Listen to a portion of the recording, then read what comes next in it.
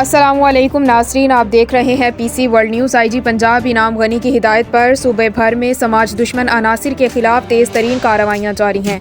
हमारे नुमाइंदा खुसूसी पाकिस्तान गुलाम दस्तगीर की तफसीलात के मुताबिक ओकाड़ा पुलिस ने गुज़श्ता माह के दौरान इंटेलिजेंस बेस्ड ऑपरेशंस और दीगर कार्रवाइयों में 212 साख्ता मुजरमों को गिरफ्तार किया।